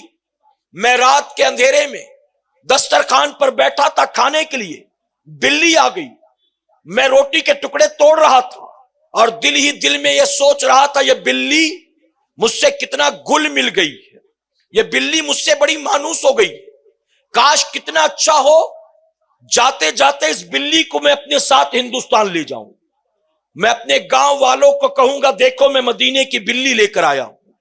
حاجی اسماعیل کہتے ابھی میں سوچ رہا تھا، روٹیاں توڑ رہا تھا کہ بلی اٹھی اور اٹھنے کے بعد بن کھائے دسترخوان سے واپس چلی گئی. میں نے بڑا تلاش کیا لیکن بلی کہیں نظر نہیں آئی. آخرکار میں نے کھانا کھا لیا، کھا کر میں سو گیا. کچھ دیر کے بعد اٹھا، مسجد نبوی شریف میں پہنچا، وہاں جا کر میں نے تہجد کی نماز ادا کی. اس کے بعد آقا کی جالی مبارک کے سامنے پہنچا. حاجی اسماعیل کہتے آقا کی جالیوں کے سامنے پہنچا تو میں دیکھ کر حیران تھا، وہ بلی جو بن کھائے میرے دسترخوان سے اٹھی تھی وہ حضور کی جالیوں پر آ کر کھڑی تھی. میں اس بلی کو دیکھتا رہا لیکن اس بلی نے میری طرف پلٹ کر نہ دیکھا. میں بہت دیر تک کھڑا تھا لیکن بلی نے میری طرف نہیں دیکھا. اس کے بعد کہتے صبح کا وقت ہوا، بلی ناشتے پر بھی نہیں آئی. دوپہر کا وقت ہوا، بلی دوپہر کھانے پر بھی نہیں آئی. اب میں کھانے کے لیے بیٹھتا تھا لیکن بلی نہیں آتی تھی، اور جب آقا کی بارگاہ میں جاتا تھا تو بلی جالی مبارک پر یوں ہی کھڑی ملتی تھی. اب کہتے تیسری اور آخری رات تھی، اب صبح ہمارے قافلے کو واپس پلٹنا تھا. میں رات کے کھانے کے بعد سو گیا. سو کر اٹھ کر آقا کی بارگاہ میں آخری بار سلامی پیش کرنے کے لیے جانا تھا. حاجی اسماعیل کہتے میں کھانا کھا کر سویا، ابھی میری آنکھ کا لگنا تھا، میرے خواب میں امام الانبیاء تشریف لاتے ہیں، رحمت للعالمین آقا تشریف لاتے ہیں. آقا خواب میں آ تو گئے لیکن آقا نے اپنے چہرے مبارک کو پھیر رکھا تھا، میری طرف آقا نے نہیں دیکھا. میں نے عرض کی آقا اب جاتے جاتے گناہگار کے خواب میں آ ہی گئے ہیں، اپنا دیدار بھی تو کرا دے، اپنی آنکھوں کو ٹھنڈک تو پہنچا سکوں، آپ کا چہرے مبارک تو دیکھ سکوں. آقا نے اپنے چہرے کو اسی طرح پھیرے رکھا. عرض کرتے ہیں آقا کیا مجھ سے کوئی غلطی ہو گئی؟ اب جانتے میرے نبی کیا فرماتے ہیں؟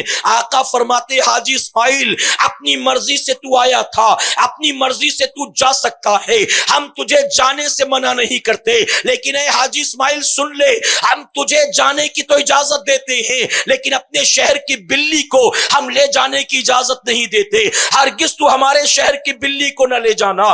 حاجی اسماعیل کہتے یہ سنا تو میں کانپ گیا. عرض کرتا ہوں آقا میں نے بلی کو پکڑا نہیں ہے، ابھی کسی سے اس کے بارے میں نے بات کیا نہیں ہے، ابھی میں نے اس کا ٹکٹ نکالا نہیں ہے، اس کے لیے پنجرا خریدا نہیں ہے. آقا آخر آپ کو کس نے بتا دیا کہ اس بلی کو میں لے جانے کی خواہش رکھتا ہوں؟ نبی فرماتے ہیں حاجی اسماعیل تو ہم سے پوچھتا ہے ہم کو کس نے بتا دیا؟ ارے وہ رات ہے اور آج کی رات ہے، وہ بلی دسترخوان سے اٹھ کر آئی، میری جالی پر آ کر کھڑی ہے اور اس نے کھانا پینا چھوڑ دیا ہے اور دن رات رو رو کر ایک ہی بات عرض کرتی ہے آقا آپ کے مدینے میں بھوکی پیاسی مرنا تو گوارا کر سکتی ہوں، آپ کا شہر چھوڑنا گوارا نہیں کر سکتی ہوں. آقا مجھے بچا لیجئے، آقا مجھے بچا لیجئے. اللہ اکبر. اے سرکار مدینہ کے پیروانو، ارے وہ رحمت للعالمین آقا، ارے جو مدینے کی بلیوں کی فریاد سنتے ہیں، کیا بھیونڈی کے امتیوں کی فریاد نہیں سنیں گے؟ کیا برما والوں کی نہیں سنیں گے؟ کیا سیریا والوں کی نہیں سنیں گے؟ کیا کشمیر والوں کی نہیں سنیں گے؟ کیا یمن والوں کی نہیں سنیں گے؟ کیا غازہ والوں کی نہیں سنیں گے؟ بتاؤ کیوں نہیں سنیں گے؟ اے سرکار مدینہ کے پیروانو، یقیناً آقا وہی ہے، ان کا اختیار وہی ہے، ان کا دیکھنا وہی ہے، ان کی طاقت وہی ہے، وہاں کوئی کمزوری نہیں آئی ہے. اگر کمزوری ہے ہماری محبت میں کمزوری آ گئی ہے، ہمارے ایمان میں کمزوری آ گئی ہے، ہمارے عشق میں کمزوری آ گئی ہے. ورنہ میں ذمہ داری کے ساتھ کہتا ہوں فریاد امتی جو کرے حال زار میں، فریاد امتی جو کرے حال زار میں، ممکن نہیں کہ خیر بشر کو خبر نہ ہو، ممکن نہیں کہ خیر بشر کو خبر نہ ہو. واللہ وہ سن لیں گے، فریاد کو پہنچیں گے، واللہ وہ سن لیں گے، فریاد کو پہنچیں گے. بس اتنا تو ہو کوئی جو یاد کرے دل سے، بس اتنا تو ہو کوئی جو یاد کرے دل سے. ارے جو بلیوں کی مدد کرتا ہے کیا اپنے امتیوں کی مدد نہیں کر سکتا ہے؟ پھر کیوں مارے جا رہے ہو؟ پھر کیوں ذلیل و خوار ہو؟ پھر کیوں ستائے جا رہے ہو؟ اس کی وجہ ہماری خود کی بدعمالیاں ہیں، ہماری خود کی نافرمانیاں ہیں۔ جانتے ہو اللہ نے اپنے نبی یوشع علیہ السلام پر وحی نازل کی، یوشع ان قریب ہم تیری قوم پر اپنا عذاب نازل کریں گے۔ یوشع علیہ السلام کانپ گئے، اللہ کی بارگاہ میں عرض کرتے مولا میری امت میں 60,000 تیرے نافرمان ہیں، 40,000 تیرے فرما بردار ہیں، تیرا عذاب ان 60,000 گناہ گاروں پر آئے گا نا؟ رب نے فرمایا نہیں یوشع، میرا عذاب تیری پوری قوم پر آئے گا، سارے کے سارے مارے جائیں گے۔ اللہ کے نبی عرض کرتے مولا نافرمان حقدار ہے تیرے عذاب کے، باغی حقدار ہے تیرے عذاب کے، لیکن وہ 40,000 جو نیک ہیں ان کا کیا قصور؟ ان پر عذاب کیوں آئے گا؟ رب فرماتا یوشع یقیناً وہ 40,000 نیک ہیں، اچھے ہیں، تیری بھی سنتے ہیں میری بھی مانتے ہیں، لیکن ان پر عذاب اس لیے آئے گا کہ وہ 60,000 گناہ گار جن کے گناہوں کی وجہ سے میں ان سے بیزار ہوں، یہ 40,000 نیکوکار ان گناہ گاروں کے گناہوں کی بیزاری کا اظہار نہیں کرتے ہیں۔ یہ خود نیکیاں تو کرتے ہیں لیکن ان گناہ گاروں کے ساتھ کھانا بھی کھاتے ہیں، رشتہ داریاں بھی کرتے ہیں، دوستیاں بھی کرتے ہیں، ان کے ساتھ اٹھتے بیٹھتے ہیں، ان کے ساتھ دنیاوی معاملات کرتے ہیں۔ جن 60,000 گناہ گاروں سے ان کے گناہوں کی وجہ سے میں بیزار ہوں، یہ 40,000 ان کے گناہوں سے بیزاری کا اظہار نہیں کرتے، اس لیے جب میرا عذاب آئے گا تو 40 پر بھی آئے گا اور 60,000 نافرمان پر بھی آئے گا۔ ہم سمجھتے ہیں کہ ہماری نیکی ہمارے ساتھ، اس کا گناہ اس کے ساتھ۔ میرے پیارے آقا کے پیارے دیوانوں، عالمی تحریک سنی دعوت اسلامی کا مشن یہی ہے، ہم ہر گلی کوچے میں، ہر شہر دیہات و گاؤں میں، ہر ایک علاقے اور محلے میں جا جا کر جو لوگوں کی اصلاح کرنے کی کوشش کرتے، لوگوں کو نیکیوں کی دعوت دیتے، لوگوں کو حضور کی سنت کی طرف بلاتے، اس کی وجہ کیا ہے؟ بس یہی ہے کہ خود اکیلے نیکیاں کر لینا بہت بڑا کمال نہیں، بلکہ اپنی نیکیوں کے ساتھ دوسروں کو بھی نیکی کی دعوت دیتے رہو۔ کہ انشاءاللہ آج اگر آپ نمازی ہو اور آپ کا قریبی دوست بے نمازی ہے تو یہ نہ سمجھنا کہ میری نماز مجھ کو جنت میں لے جائے گی اور اس کا بے نمازی ہونا اس کو جہنم میں لے جائے گا، نہیں نہیں، بلکہ بے نمازی دوست نمازی دوست کے خلاف مقدمہ دائر کرے گا، اے اللہ ہم ساتھ بیٹھے ہوتے تھے، اذان ہوتی یہ اٹھ کر چلا جاتا، ہمیں کبھی دعوت نہیں دیتا تھا، ہمیں کبھی بلاتا نہیں تھا، کاش اس نے دعوت دی ہوتی، اس نے بلایا ہوتا تو ہو سکتا ہے آج ہم جہنم کی آگ میں نہ جلائے جاتے۔ وہ مقدمہ دائر کریں گے اور نتیجہ کیا ہوگا؟ بے نمازی دوستوں کے مقدمے کی وجہ سے نمازی دوست کو بھی پکڑ کر جہنم میں ڈال دیا جائے گا۔ ایک بے نمازی بیوی قیامت کے دن اپنے نمازی شوہر کو بھی جہنم میں لے کر چلی جائے گی۔ ہم نے کیا سمجھ رکھا؟ تیرا عمل تیرے ساتھ، میرا عمل میرے ساتھ۔ میرے پیارے آقا کے پیارے دیوانوں، ہوش کے ناخن لو، اللہ کی بارگاہ میں سچے دل سے توبہ کرو کہ انشاءاللہ آج جہاں لوگ تھرک رہے ہیں، شراب کے پیالے چٹکا رہے ہیں، ڈرگس لے رہے ہیں، زنا کر رہے ہیں، اللہ رسول کی نافرمانی اور گناہ اور حرام کام کر رہے ہیں، ایک طرف ماحول ہے گناہوں کا اور ایک طرف کچھ بندے جمع ہو کر اللہ کی بارگاہ میں توبہ کر رہے ہیں، تو یقین جانے اللہ تبارک تعالیٰ گناہوں کی صراط میں توبہ کرنے والوں کی توبہ کو جلدی قبول فرمائے گا۔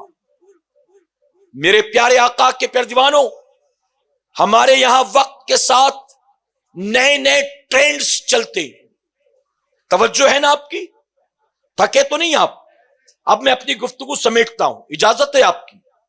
نئے نئے ٹرینڈز، مسلمان نوجوان دوسروں کی دیکھا دیکھی کان میں بالی پہن لیتا ہے. بالی کیا بتائیے مرد کو بالی پہننا زیبا دیتا ہے؟ بلکہ ماں باپ نے اگر منت مانگ کر بالی پہنا دی ہو تو بھی بچے کے لیے ضروری ہے کہ بڑا ہونے کے بعد وہ بالی اتار دے، کیونکہ ایسی منتیں ہی شریعت میں جائز نہیں. اللہ نے بیٹا دیا تو میں کان میں بالی پہناؤں گا؟ ارے بیٹی ہوگی تو بالی پہناؤں گی، یہ منت مانگ. بیٹا ہوگا تو داڑھی رکھواؤں گا، یہ منت مانگ. لوگ منت مانگتے بیٹا ہوگا تو کان چھدوا دیں گے، بیٹا ہوگا تو یہ کریں گے وہ کریں گے. عجیب منتیں. ایسی منتیں مانگنا بھی جائز نہیں اور پوری ہو جائیں تو پورا کرنا بھی جائز نہیں. بچے اس سے. لوگ ہاتھ میں ٹائر ٹیوب بریسلیٹ پتہ نہیں کیا کیا پہنتے، پھٹی ہوئی jeans short shirt T shirt, جو ہوا چلتی ہے اسی رنگ میں رنگ جاتے. میرے پیارے آقا کے پیارے دیوانوں، آج اگر آپ ٹک ٹاک جیسے ایپس دیکھیں تو اب تو وہ دور آ گیا ہے کہ اس پر باقاعدہ برقع پہن کر لڑکیاں ناچ رہی ہیں. برقع پہن کر، اور یہ سمجھتی ہیں کہ برقع پہن کر ناچیں گے تو گناہ نہیں ہوگا ہمیں.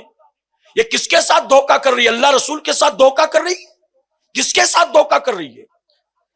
وہ آقا جنہوں نے یہ بھی پسند نہیں کیا کہ میری امت کی عورت قرآن کی تلاوت اتنی بلند آواز سے کرے کہ کوئی غیر محرم اس کی آواز کو سن سکے. وہ نبی جس نے یہ پسند نہیں کیا کہ عورت کھلے میں لوگوں کے سامنے نماز پڑھے. ارے وہ نبی جس نے یہ تعلیم دی تم نماز کے لیے کھڑے ہو تو تمہارے سر کے بالوں پر اتنا موٹا دوپٹہ ہو کہ بالوں کا نظر آنا تو دور کی بات، بالوں کی رنگت بھی نظر نہیں آنی چاہیے. آج اسی نبی کا کلمہ پڑھنے والیاں ٹک ٹاکر بن گئی. 3 لڑکیاں 5 لڑکیاں برقع پہن کے ٹھمک رہی، تھرک رہی ہیں، ناچ رہی. جانتے ہو ان کا انجام کیا ہوگا؟ تاریخ کا مشہور بادشاہ ہارون رشید کی ایک بیوی جو تاریخ میں بڑی مشہور ہے، جن کا نام تھا زبیدہ.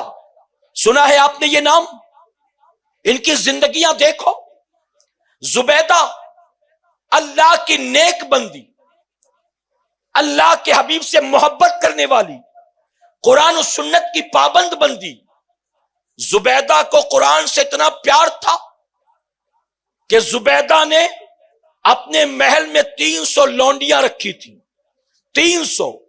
اور یہ 300 کی 300 لونڈیاں سب کی سب حافظ قرآن تھی. اور ان لونڈیوں کا کام کیا تھا؟ زبیدہ نے جب ان کو کام پر رکھا تو کہا سنو، میں جو کھاؤں گی وہ تمہیں کھلاؤں گی، میں جو پہنوں گی وہ تمہیں پہناؤں گی، میں جس بستر پر سوؤں گی ویسا ہی بستر تمہیں بھی دوں گی. تمہاری ڈیوٹی کیا ہوگی سنو، تمہیں محل میں جھاڑو پوچھا نہیں کرنا، تمہیں نہ مجھے نہلانا ہے نہ میرے سر میں تیل لگانا، کچھ نہیں. تم 300 لونڈیوں کا کام صرف اتنا ہے کہ تم ہر وقت میرے محل میں قرآن کی تلاوت کرتے رہنا. اپنا ٹائم ٹیبل سیٹ کر لو، ایک لمحہ بھی قرآن کی تلاوت سے محل خالی نہ ہو. 300 لونڈیاں صرف قرآن کی تلاوت کے لیے. ایک مرتبہ رات کو جب بادشاہ ہارون رشید کی ملاقات ہوئی زبیدہ سے، ہارون رشید نے دیکھا زبیدہ نے اپنے سر کے بالوں کو منڈوا دیا. ہارون رشید کو تعجب ہوا. ہارون رشید کہنے لگا زبیدہ تیرے سر کے بال کہاں گئی؟ اے زبیدہ تو جانتی ہے مجھے تیرے بال کتنے پسند تھے، میں تیرے زلفوں کی تعریف کرتا تھا، آخر تیرے بالوں کو کیا ہوا؟ آخر ہوا کیا؟ زبیدہ نے کیا جواب دیا تھا سنیں. زبیدہ کہتی ہے بادشاہ سلامت میں جانتی ہوں آپ کو میرے بالوں سے بہت پیار تھا، آپ میرے بالوں کو بہت پسند کرتے تھے، لیکن آج میں نے اپنے سر سے سارے بال منڈا دیے. ہارون رشید نے کہا منڈانے کی وجہ کیا ہوا؟ دیوانی ہو گئی؟ زبیدہ کہتی نہیں سنیے، آج غسل کرنے کے بعد محل کی چھت پر میں اپنے بالوں کو سکھا رہی تھی، اچانک میری نظر پڑی کہیں دور کسی مکان کی چھت پر کھڑا ایک نوجوان ہمارے محل کے چھت کی طرف دیکھ رہا تھا. جب میں نے یہ دیکھا کہ اس نوجوان کی نظر ہمارے محل کے چھت کی طرف ہے، فوراً میرے دل کے اندر یہ خوف پیدا ہو گیا، آج پہلی بار زندگی میں کسی غیر محرم کی نظر میرے بالوں پر پڑ گئی ہے، اگر کل قیامت میں اللہ تبارک تعالیٰ نے ان بالوں کی نمائش کی وجہ سے میری پکڑ کر لی تو پھر میرا انجام کیا ہوگا؟ زبیدہ کہتی اسی خوف میں نے اپنے سر کے بالوں کو منڈا دیا کہ جن بالوں پر کسی غیر محرم کی نظر پڑ جائے اب وہ بال میرے سر میں ہو، میں یہ گوارا نہیں کرتی۔ آج اسی نبی کی کلمہ پڑھنے والیاں، اسی زبیدہ کا نام لینے والیاں ناچ رہی ہیں، باقاعدہ ٹک ٹاک پر ویڈیو بن رہی ہیں، وائرل ہو رہی ہیں، یوٹیوبر بن کر، ٹک ٹاکر بن کر نیم فیم کمانا چاہتی ہیں۔ اے سرکار مدینہ کے پیارے دیوانوں، میں آپ سے پہلے بھی کہہ چکا ہوں پچھلی ملاقات میں، آج بھی آپ سے پوچھنا چاہتا ہوں، اگر کسی ٹک ٹاکر کے فالوور ملینز بلینز میں ہو جائیں تو کیا وہ فالوورز اس کو جنت میں لے جا سکیں گے؟ کیا اس کو قبر کے عذاب سے بچا سکیں گے؟ نہیں، بلکہ تیری بے حیائی، تیری عریانیت، تیرا ننگا ناچ، تیری اللہ رسول کی نافرمانی تجھ کو جہنم کا ایندھن بنا دے گی۔ تیرے چاہنے والے لاکھوں کروڑوں کیوں نہ ہو، تجھ پر جان چھڑکنے والے اربوں خربوں کیوں نہ ہو، جب اللہ کا عذاب تجھے پکڑے گا تو تیرے کتنے بھی چاہنے والے ہو کوئی ایک بھی تجھے بچا نہیں سکے گا۔ آج ہمارے یہاں طرح طرح کی چیزیں چل رہی ہیں، اگر ٹک ٹاک آ گیا ویڈیو بنانا کوئی ضروری ہے، اگر پب جی آ گیا موبائل میں ڈاؤن لوڈ کرنا کوئی ضروری ہے، جتنے ایپ آتے ہیں ہم سارے ڈاؤن لوڈ کر لیتے ہیں، ہر موبائل میں طرح طرح کے ایپس ہوتے ہیں۔ میں کہتا ہوں آج کے دور کے مسلمان کا موبائل ایپ سے بھرا ہوا ہے اور دامن ایپ سے بھرا ہوا ہے۔ موبائل میں ایپ پر ایپ اور دامن میں ایپ ہی ایپ، کیا بنے گا تیرا آخرت میں؟ میرے پیارے آقا کے پیارے دیوانوں، رات کو نکلے اسی بھیونڈی میں، کرلا میں، ممبرا میں، گونڈی میں، جو مسلم پاکٹ ایریا نکل کر دیکھو، پوری رات قوم مسلم کا نوجوان آوارہ گردی کر رہا ہے، پوری رات 144 ہو کوئی پرواہ نہیں، کرفیو بھی لگا دو کوئی پرواہ نہیں، پولیس والوں کے ساتھ لکا چھپی کا کھیل کھیلتے، پولیس والے جب تک نہ ہو گلی میں بھٹکیں گے شیر بن کر، اور جیسے پولیس والے نظر آئے کتے کی طرح گلی میں دوڑیں گے، ایک دوسرے کو ڈھکیلیں گے، دھکا ماریں گے، گریں گے، پڑیں گے، پولیس والے چلے گئے پھر نکلا شیر بن کر۔ یہ حال ہے ہماری قوم کے جوانوں کا، اسٹنٹ دکھا رہا ہے، ریس لگا رہا ہے، رات کے 3 بجے نکلا کباب کہاں ملے گا، چل کھا کے آتے، ادھر کا نوڈل تو نے کھایا ہے، چل تیرے کو نوڈل کھلاتا ہوں، ادھر کا فرائیڈ رائس تو نے کبھی ٹرائی کیا، چل فرائیڈ رائس کھلاتا ہوں۔ اللہ اکبر، اور کچھ نہیں تو بائک لگا کر کسی ڈے نائٹ میڈیکل کے باہر 2-3 لڑکے رات کے 3 بجے ریڈ بل پی رہے ہوں گے، ریڈ بل۔ رات کے 3 بجے کون سی انرجی چاہیے تجھے؟ پہاڑ اٹھانے جا رہا ہے؟ سورج کو صبح تو نکالنے والا ہے؟ یہ رات کے 3 بجے ریڈ بل پی کر کرے گا کیا؟ کون سی انرجی چاہیے تجھے رات کے 3 بجے؟ پوری رات برباد۔ میں کہتا ہوں رات بھر آوارہ گردی کرو گے، صبح کسی کام میں دھیان لگا سکو گے، پڑھائی لکھائی پھر توجہ دے سکو گے؟ میرے پیارے آقا کے پیارے دیوانوں، کبھی رات بھر ہمیں سفر کرنا پڑتا ہے تبلیغی دورے کی بنیاد، ایک رات جاگ لو، پورا دن سو لو تو بھی رات کی نیند پوری نہیں ہوتی، آدمی مینٹلی فزیکلی ڈسٹرب ہوتا تھا رات بھر جاگ کر، اور جو پوری رات جاگ رہے، جوانی کی پوری راتیں جاگ کر گزار دی، اس کا انجام کیا ہوگا؟ آج ہٹا کٹا ہے، تجھے پتا نہیں چل رہا ہے، عمر بڑھے گی تو تیرے جوڑ میں درد شروع ہوگا، عمر بڑھے گی تو تیری آنکھیں کمزور ہوں گی، عمر بڑھے گی تو تیرے کمر میں درد شروع ہوگا۔ ارے راتیں اللہ نے ناچنے کے لیے نہیں بنایا تھا، راتیں اللہ نے گلی محلے میں آوارہ گردی کرنے کے لیے نہیں بنایا تھا، راتیں رب نے دی تھی آرام کے لیے، یا تو آرام کرتا یا تو مصلی بچھا کر اپنے رب کو راضی کرتا، یہ دونوں چیزیں نہیں کر سکتا ہے تو تیسرا کام مت کر۔ اے سرکار مدینہ کے پیارے دیوانوں، آؤ میں آپ کو دکھاتا چلوں، اللہ اکبر، ایک وہ بھی جوان تھا، اس جوان کی رات کیسی تھی، اور اس رات کے بعد جو راتیں آئی وہ راتیں کیسی تھی۔ ایک شخص ہے جس کا نام عبداللہ ہے، عبداللہ کسی لڑکی کا عاشق ہو گیا، ایک طرفہ محبت کرنے لگ گیا، اللہ اکبر، فرمایا گیا ایک رات عبداللہ سردیوں کی رات تھی، معشوقہ کی گھر کی گلی میں کھڑا رہا ٹکٹکی باندھ کر کہ کبھی کھڑکی میں آئی تو دیکھ لوں گا، کبھی پردہ اڑا تو دیکھ لوں گا۔ پوری رات گلی میں کھڑا تھا، سردیوں کی رات، لیکن پوری کی پوری رات برباد ہو گئی۔ ایک لمحے کے لیے بھی محبوبہ کا دیدار نہ ہوا، یہاں تک کہ کانوں میں حیا علی الصلاۃ، حیا علی الفلاح کی صدائیں سنائی دی، الصلاۃ خیر من النوم کی صدائیں سنائی دی۔ جیسے ہی سنا، دل کی دنیا زیر و زبر ہو کر رہ گئی۔ کیسے رات گزر گئی پتہ نہیں چلا، فجر کی اذان ہو گئی پتہ نہیں چلا۔ ایک لڑکی کی محبت میں رات بھر کھڑا رہا، سردیوں کی رات لوگ گھر میں مزے سے سوتے اور میں یہاں کھڑا رہا، مجھے کیا ملا؟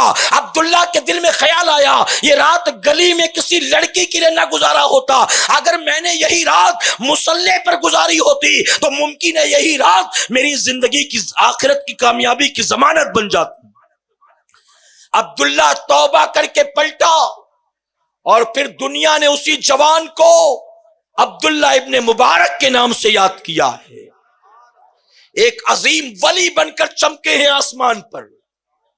دوپہر کا وقت تھا، عبداللہ ابن مبارک کی والدہ ان کو ڈھونڈ رہی تھی کھانے کے لیے۔ بیٹا ظہر پڑھنے گیا تو آیا ہی نہیں، کہاں چلا گیا؟ ماں تلاش کرتے کرتے ایک میدان میں، ایک باغ میں پہنچی، نظر پڑی، دور سے دیکھا بیٹا درخت کے سائے میں سو رہا ہے۔ قریب گئی تو دیکھا بیٹے کے سرہانے ایک سانپ منہ کھولے کھڑا ہے۔ ماں گھبرا گئی کہ میرا بیٹا سو رہا ہے، جیسے ہی ہلے گا سانپ ڈنک مار دے گا۔ ماں نے رفتار کو تیز کیا کہ جلدی سے آگے بڑھوں، اپنے بیٹے کو سانپ کے ڈنک سے بچاؤں، اس کو میں فوراً جگاؤں۔ جب عبداللہ ابن مبارک کی ماں تیزی سے آگے بڑھ کر گئی، ان قریب تھا کہ بیٹے کو ہلاتی ڈلاتی اور جگانے کی کوشش کرتی، آپ کی نظر پڑتی ہے، آپ حیران رہ گئی۔ اب آپ کے بیٹے عبداللہ ابن مبارک کے سرہانے سانپ منہ کھولے کھڑا تو تھا، لیکن ڈنک مارنے کے لیے کھڑا نہیں تھا۔ اس سانپ کے منہ میں ایک پتی تھی اور اس پتی کے ذریعے عبداللہ ابن مبارک کے منہ کے قریب آنے والی مکھیوں کو سانپ بھگا رہا تھا۔ ایک عورت کی محبت میں راتیں ضائع کرنے والا جب توبہ کر کے پلٹا تو رب نے وہ مقام دیا کہ وہ سانپ جو ہر ایک کو کاٹے، اللہ کے ولی کی حفاظت کرتا ہوا نظر آتا ہے۔ آج ہم کہاں جا رہے ہیں؟ ہمارے یہاں پر برتھ ڈے منانے کا ٹرینڈ بھی بہت عام ہو چکا ہے، بتائیے ہے نا؟ پہلے یہودی عیسائی مناتے تھے، پھر مسلمانوں نے دھیرے دھیرے شروع کیا بچوں کا، بچوں کے بعد بچوں کی اماں کا، اب اس کے بعد باپ کا بھی برتھ ڈے ہونے لگ گیا ہے۔ کبھی کبھی لوگ کہتے بچہ ہے تب تک کر رہے ہیں، بڑا ہو جائے گا تو نہیں کریں گے۔ ارے جب 8-10 سال کرتے رہو گے تو 11-12 کا ہو کر ضد کرے گا کہ کرو، غلط تو نہیں کہہ رہا ہوں، اور 15-18 کا ہوگا تو ضد بھی نہیں کرے گا، خود ہی اپنا برتھ ڈے منانا شروع کر دے گا۔ آج مسلمانوں میں یہ چیز عام ہو چکی ہے۔ سن لیں، میں نہیں کہتا کہ برتھ ڈے منانا ناجائز و حرام ہے۔ جب نبی کا برتھ ڈے منا سکتے ہو جائز، تو امتی اپنا بھی برتھ ڈے منا سکتا ہے، وہ بھی جائز۔ لیکن یہ خیال رکھیں، برتھ ڈے نبی کا ہو، آپ کی اولاد کا ہو، آپ کے پیر کا ہو، آپ کی بیوی کا ہو یا آپ کا اپنا ہو، برتھ ڈے جب منائیں تو یہود و نصارہ کے طریقے کے مطابق نہیں، شریعت کے دائرے میں رہ کر منائیں کہ انشاءاللہ۔ میرے پیارے آقا کے پیارے دیوانوں، کیک لایا جاتا ہے، اس پر کینڈل جلایا جاتا ہے، اور پھر جس کا برتھ ڈے ہو وہ کینڈل پھونک کر بجھاتا ہے، اور سارے ساتھی پھر اس پھونکنے پر تالی بجاتے ہیں۔ یہی ہوتا ہے نا؟ مجھے آج تک یہ بات سمجھ میں نہیں آئی کہ جب بجھانا ہی تھا تو جلایا کائے کے لیے؟ پہلے ہی کینڈل بجھا ہوا تھا، بجھا ہی رہنے دیتا، ماچس کیوں برباد کیا؟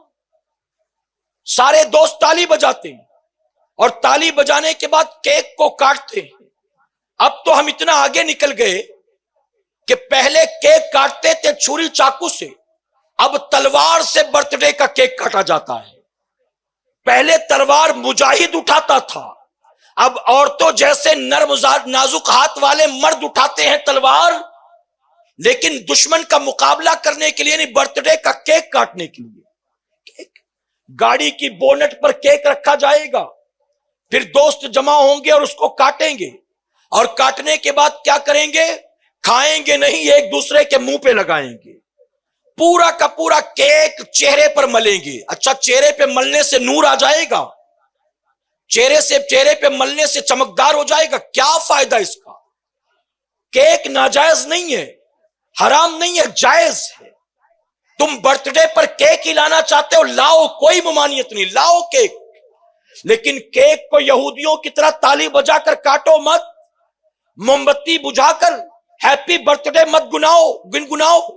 کیک سامنے رکھو، 2 رکعت شکرانے کی نفل نماز ادا کرو، فاتحہ کرو کیک پر، اور اللہ کی بارگاہ میں دعا کرو، مولا میں 20 سال کا ہو گیا، اس 20 سال کا ہونے میں میرا کوئی کمال نہیں ہے، میرے ماں باپ کا کوئی ہاتھ نہیں ہے، اے اللہ اگر 19 سے 20 کا ہوا ہو تو یقیناً یہ تیرا احسان ہے، اگر تو چاہتا تو میں ماں کی کوکھ میں دم توڑ دیتا، اگر تو چاہتا میں زمین پر آ کر چند سانسیں لے کر دنیا سے چلا جاتا، اگر تو چاہتا میں بالغ بھی نہ ہو پاتا دم توڑ دیتا، اگر میں 19 سے 20 کا ہو گیا تو مولا تیرا احسان ہے۔ اللہ کی بارگاہ میں دعا کرے، اللہ تو نے مجھ کو زندگی دی ہے، مجھے سچی توبہ کی توفیق بھی عطا فرما، مجھے نبی کی اطاعت کی توفیق بھی عطا فرما، 19 سال تک اپنی طبیعت کے مطابق جیا ہوں، اے مولا 20 کا ہو گیا، اپنی شریعت کے مطابق جینے کی توفیق عطا فرما۔ پھر کیک کے ٹکڑے کرتے اور لے جا کر منہ پر نہیں لگاتے، یتیموں کو کھلا دیتے، غریبوں کو کھلا دیتے، بیواؤں کے گھر پہنچا دیتے۔ پورا کا پورا کیک منہ پر ملا، تجھے کیا ملا؟ اگر غریب کو کھلاتا، بیوہ کے بچوں کو دیتا، کسی یتیم کو دیتا، کسی مریض کو دیتا، کسی ضرورت مند کو دیتا۔ ارے جو غریب باپ اپنی اولاد کو سال میں 1 مرتبہ 10 روپے کا چاکلیٹ دلانے کی اوقات نہیں رکھتا، اس غریب کے بچوں کو اگر تو کھلاتا، کیک کے ٹکڑے اس کے حلق کے نیچے اترتے، اس کے دل سے دعا نکلتی، اللہ تیری عمر میں بھی برکت دیتا، اللہ تیرے رزق میں بھی برکت عطا فرماتا۔ لیکن آپ کیا کر رہے ہیں؟ ایک اور چیز آ گئی ہے، اب اسی پر میں اپنی گفتگو ختم کرتا ہوں، آخری بات اجازت آپ کی۔ ایک نئی چیز اور آ گئی ہے، اب ایک آدمی کے برتھ ڈے میں کئی کیک لائے جاتے ہیں، اس کے نام کے الفابیٹ کے اعتبار سے۔ اگر نام ہے سلیم تو ایک کیک پہ ایس لکھا ہوگا، دوسرے پہ اے لکھا ہوگا، تیسرے پہ ایل لکھا ہوگا۔ اب سلیم کے برتھ ڈے پر 6 کیک قربانی دینے والے ہیں، اگر ایک کیک 500 کا بھی ہوا تو 6 کیک کتنے کے ہو گئے جی؟ 3000 کا کیک پٹک پٹک کر دوستوں کے منہ پر لگا کر تجھے کون سا ثواب ملے گا؟ ارے تیرا برتھ ڈے تھا، 3000 کے کیک زمین پر پھینک کر چہروں پر مل کر برباد نہ کرتا، اس 3000 روپے سے 1500 روپے کے 2 راشن کے پیکٹ بناتا اور 2 بیواؤں کے گھر پہنچا دیتا، وہ بیوائیں 1 مہینے تک اس راشن کو کھاتی، اللہ یقیناً تیرے رزق میں برکت عطا کرتا۔ پتہ نہیں کہاں کہاں سے لے کر آ گئے ہو کون سا طریقہ۔ مسلمان حقہ پینے لگ گیا ہے، کون سے ڈھابے پہ ملتا ہے برابر پتا ہے اس کو، گورنمنٹ نے پابندی لگا رکھا ہے لیکن پھر بھی چوری چھپے جا کر پیتا ہے۔ حقہ پینے سے کیا ملے گا بھلا بتاؤ؟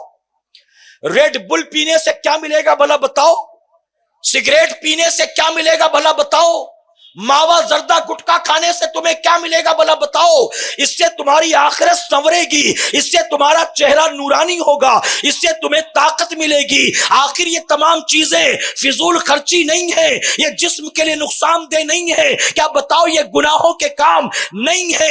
اے سرکار مدینہ کے پیروانوں، ہمیں اور آپ کو چاہیے آج کی رات جہاں لوگ گناہ کر رہے ہیں، ہم رب کی بارگاہ میں سچی توبہ کریں گے، اور یہاں سے اٹھنے سے پہلے ہم اللہ کی بارگاہ میں وعدہ کر کے اٹھیں گے، اے اللہ رات، آج کی رات کے اندھیرے میں لوگوں نے جو جو گناہ اور برائیاں کی ہیں، ہم وعدہ کرتے ہیں ہم کبھی ان برائیوں کے راستے پر نہیں جائیں گے، ہم کبھی ان گناہوں کے راستے پر نہیں جائیں گے۔ ہمیں نیو ایئر سیلیبریٹ کرنا ہے، ہم 1 محرم کو نیا سال منائیں گے، ہم 1 جنوری کو نیا سال نہیں منائیں گے، ہم یہود و نصارہ کے طریقے پر نہیں چلیں گے۔ اے سرکار مدینہ کے پردوانوں، اور 1 جنوری کے اعتبار سے دنیاوی طور پر نیا سال شروع ہو رہا ہے، آپ سے یہ کہنا چاہوں گا سچی توبہ کر کے بھی اٹھیں، اور ساتھ ہی ساتھ یہ ارادہ کر کے اٹھیں آج کے بعد ہم 5 وقت نماز کی بھی پابندی کریں گے انشاءاللہ۔ مسجدیں جب تک بند تھی لوگ کہہ رہے تھے پتہ نہیں کب کھلیں گی، پتہ نہیں کب کھلیں گی، مال کھل گئے، مارکیٹ کھل گئے، جم کھل گئے، تھیٹر کھل گئے، مسجد نہیں کھل رہی ہے۔ اور جب مسجد کھل گئی تو کیا دیکھا؟ وہی حال جو مسجد پر تالا لگنے سے پہلے تھا، وہی حال بعد میں۔ کوئی تبدیلی آئی بھلا بتاؤ؟ یہ بھیونڈی مسلم پاکٹ ایریا ہے، سنو، یہاں نہ مسلمانوں کی کمی ہے نہ مسجدوں کی کمی۔ ایک بزرگ نے فرمایا ایک مسجد جس کے آس پاس 500 مسلمانوں کے گھر ہوں، ایک مسجد جس کے ارد گرد 500 مسلمانوں کی آبادی ہو، اگر نماز فجر میں اس مسجد میں 50 آدمی بھی جمع نہیں ہوتے تو اس آبادی کو تباہی بربادی سے کوئی بچا نہیں سکتا ہے۔ اور ایک بزرگ نے فرمایا تھا اگر تم پھر سے کھویا وقار چاہتے ہو، مسلمانوں تم پھر سے عزت چاہتے ہو، اگر تم چاہتے ہو اللہ ہندوستان میں تمہیں آج پھر وہی عزت دے جو اللہ نے عزت غریب نواز کو عطا کیا تھا، تو فرماتے عزت پانے کا آسان نسخہ یہ ہے جس دن تمہاری مسجدوں میں نماز فجر میں اتنے نمازی جمع ہو جائیں گے جتنے جمعہ میں جمع ہوتے ہیں، اللہ اسی دن تمہیں پھر سے وہ عزت عطا کر دے گا۔ وہ دن کب آئیں گے؟ ہم چاہیں گے، کوشش کریں گے، تبھی تو وہ دن آئیں گے نا، کیونکہ ہمیں نماز پڑھنا ہے، ہمیں مسجدوں کو آباد کرنا ہے۔ اللہ اپنے محبوب پاک کے صدقے ہمیں آپ کو سب کو کہنے سننے سے زیادہ عمل کرنے کی توفیق عطا فرمائے۔ درمیان گفتگو مجھ سے جانے انجانے میں کوئی غلطی خامی رہ گئی، آپ سب کو گواہ بنا کر سچے دل سے توبہ کرتا ہوں، رب میری توبہ قبول فرمائے اور ہماری محفل پاک کو میرا کریم قیامت میں ہمارے لیے، ہمارے والدین کے لیے بخشش اور نجات کا ذریعہ بنائے۔ وما علینا الا البلاغ۔